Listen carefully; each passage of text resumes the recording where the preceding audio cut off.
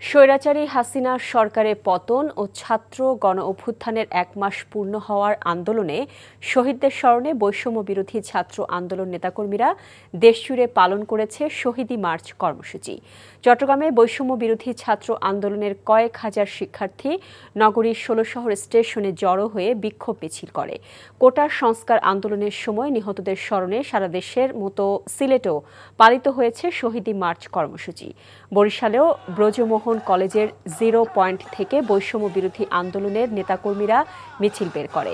নাটোরের শিক্ষার্থীরা নবাব সিরাজউদ্দৌলা সরকারি কলেজের শহীদ মিনার চত্বরে জড়ো হয়ে ছাত্র জনতার গণ আন্দোলনে নিহতদের স্মরণে নীরবতা পালন করে।